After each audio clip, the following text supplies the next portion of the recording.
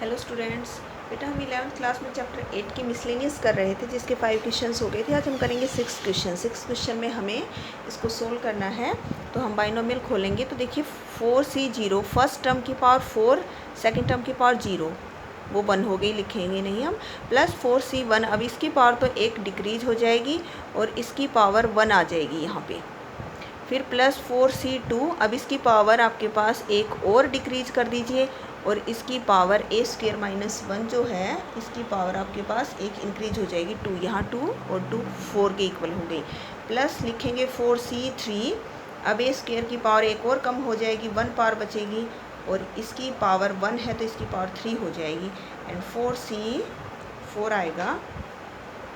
इसकी पावर 0 उसको लिखेंगे नहीं क्योंकि वो 1 के इक्वल होती है, इसकी पावर मैक्सिमम आ गई 4। सिमिलरली इसको खोलना है, बस देखिए ये प्लस था, यहाँ माइनस का साइन है, तो ये 4c1 4c3 वाली जो टर्म है ना, 1 और 3 वाली, ये दोनों नेगेटिव आ जाएंगी। बाकी as it is 4c0 a square की पावर 4, ये वाली माइनस में आ जाएगी क्योंकि दोनों सेम हैं, तो ये 4c1 वाली माइनस में आ जाएगी। Next as it is positive रहेगी हमारे पास, ये 4c3 वाली माइनस में आ जाएगी और ये 4c4 वाली एज इट इज़ आ जाएगी। अब यहाँ पे आपके पास जो कैंसिल होते हैं उनको आप कैंसिल कर दीजिए। 4c1 वाली टर्म कैंसिल हो जाएगी इससे और 4c3 वाली, अब ये बच गई, इनको लिख दीजिए 4c0 plus 4c0 2 times 4c0 की वैल्यू तो 1 हो गई, हम सीधा लिए लिख दे देंगे 4c0 तो 1 हो जाएगा, ए की पावर 2 4 जा 8 आ जाएगी। फिर ये बचेगा 4c2, ये दोनों टर्म्स सेम हैं तो 2 टाइम्स, अब 2 टर्म्स हो गई ना, 4c2 ए स्क्वेयर का स्क्वेयर और ये वाली। अब 4c2 को खोलेंगे तो नीचे 2 है तो 2 का फैक्टोरियल खोल दीजिए, ऊपर 4 है तो 4 का फैक्टोरियल खोल दीजिए 2 स्टेप तक, साथ में ए की पावर 2 जा 4 आ जाएगा और ये स्क्वेयर से स्क्वेयर रूट कैंसिल होके आपके पास यहाँ बचेगा ए स्क्वेयर माइनस 1, ये 2 से 2 भी कैंसिल हो जाएगा। प्लस अब ये बच गई 4c4 वाली, ये भी 2 टाइम्स है, 4c4 की वैल्यू 1 होती है, ए स्क्वेयर माइनस 1 का स्क्वेयर रूट है, फिर 4 पावर स्क्वेयर रूट का मतलब होता है कितनी पावर है 1/2 और फिर 4, तो 2 से ये कैंसिल हो जाएगा, तो यहाँ आपके पास ए स्क्वेयर माइनस 1 का स्क्वेयर बचेगा। अब इस 2 को तो आप चाहे कॉमन निकालें तो कॉमन निकाल लीजिए, नहीं तो आप इसको मल्टीप्लाई करके लिख दीजिए, बस 4 3 जा 12, ये अंदर मल्टीप्लाई हो जाएगा, यहाँ पे इसका स्क्वेयर खोल लीजिए। ठीक है, 7th क्वेश्चन जो है आपका यहाँ पे, इसमें हमें अप्रोक्सीमेट वैल्यू निकालनी है 0.99 first 3 terms of its expansion, केवल पहली 3 टर्म्स का यूज करना है, तो हम इसको लिखेंगे 1 माइनस 0.01, क्या लिखेंगे 1 माइनस 0.01।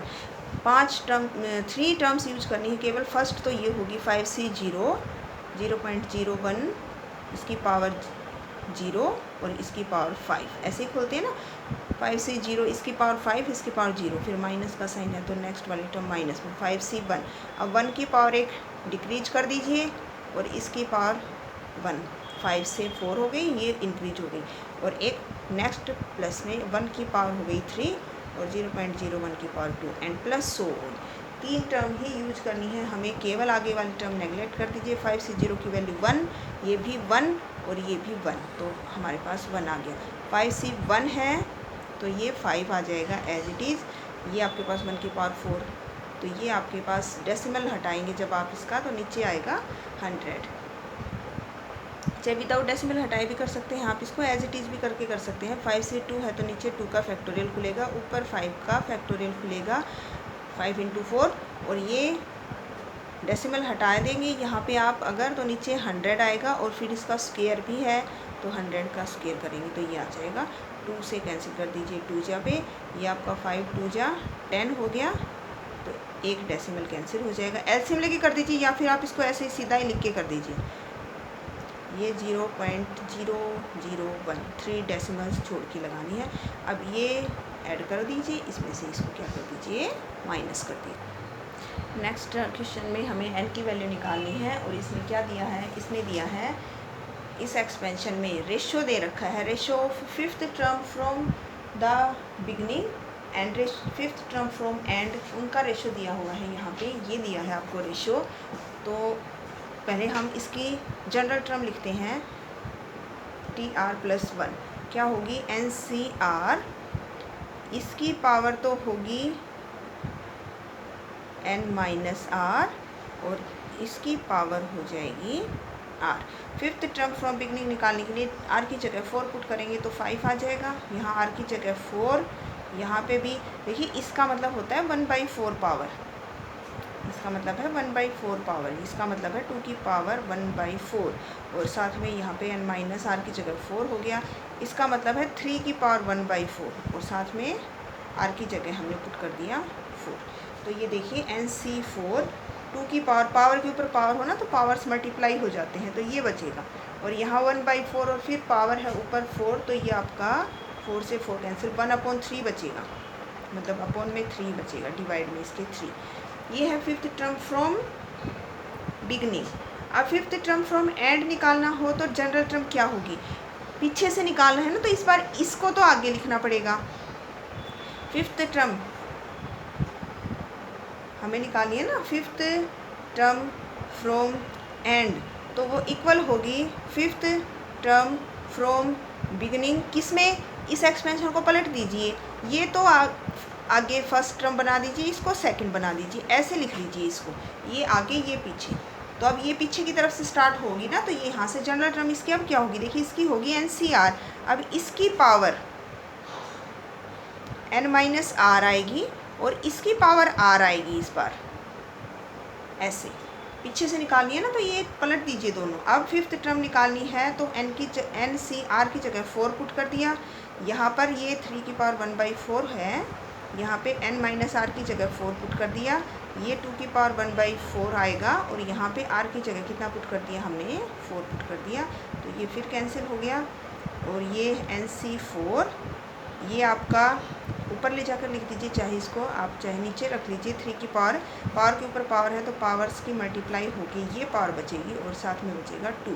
अब रेशो निकालना है ना, इसका और इसका ratio, fifth term from beginning and fifth term from and, fifth term from beginning and fifth term from and ratio निकालना है। तो देखिए ये लिखिए पहले, NC4 2 की पावर n माइनस 4/4 अपॉन 3 भी था, इसके डिवाइड में ये लिखिए NC4 और ये नीचे लिखना है ना 1/, तो ये ऊपर चला जाएगा, यहाँ 3 की पावर आ जाएगी n माइनस 4/4 और ये 2,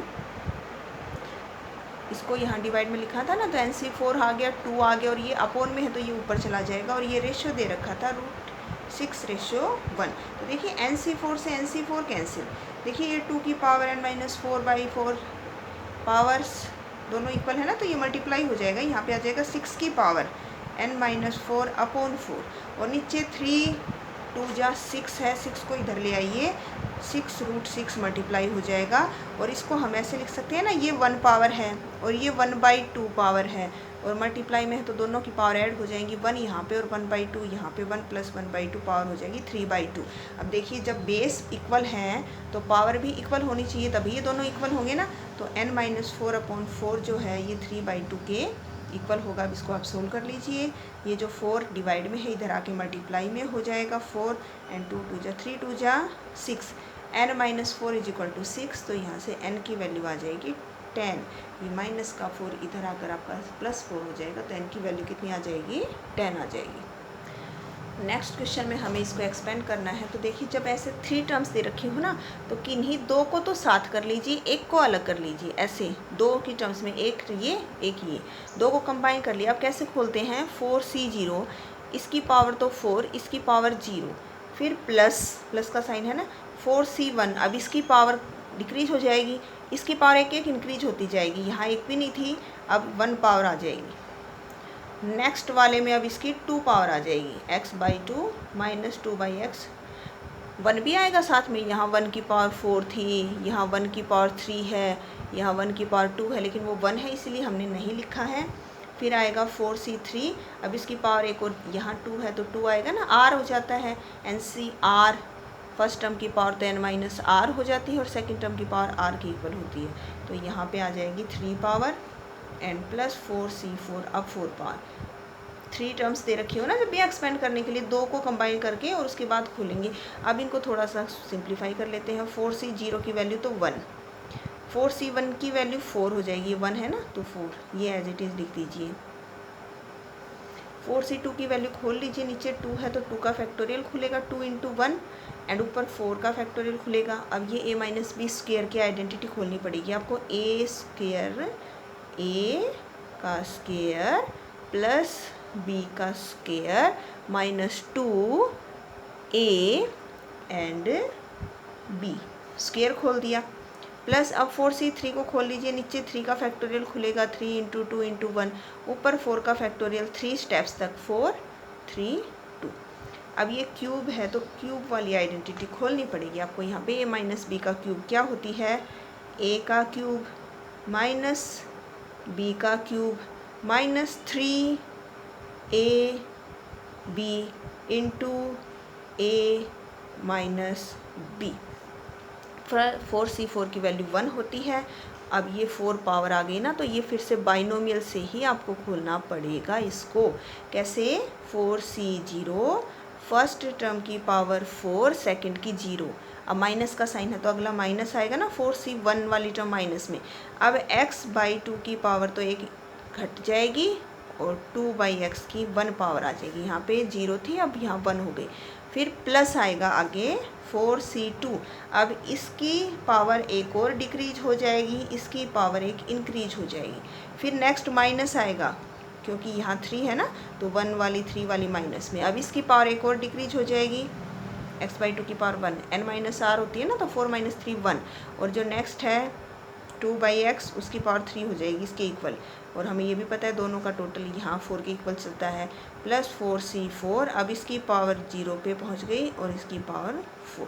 अब आपको इसको थोड़ा सा सिंप्लीफाई करके लिख लेना है। ये यहाँ से हम इसको सिंप्लीफाई कर लेते हैं। तो प्लस 4 1 प्लस ये 4 मल्टीप्लाई कर दीजिए आप अंदर, 4x/2 माइनस 4 2 × 8/x, ये 2 से कट गया तो ये आपका 6।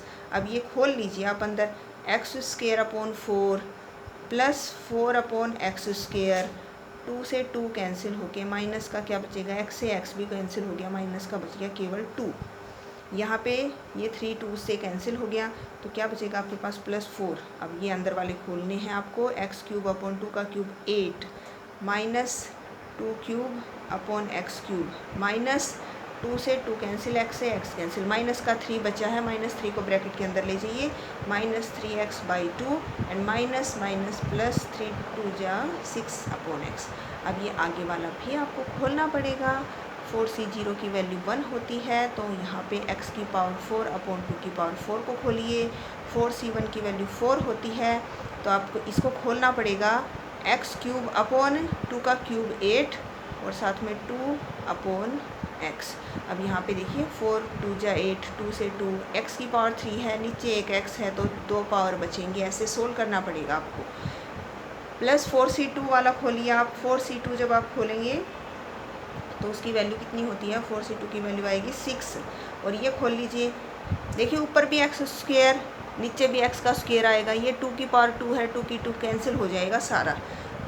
माइनस 4c3 को खोल लीजिए, यहाँ x/2 है, यहाँ 2 की पावर 3 है, 2 का क्यूब फिर x का क्यूब, तो देखिए 2 से 4 पे कैंसिल हो जाएगा, x से कट के 2 पावर बचेगी। और लास्ट में 4c4 की वैल्यू होती है 1, ये भी हो गया 1, तो यहाँ बचेगा 2 की पावर 4 16/x की पावर 4।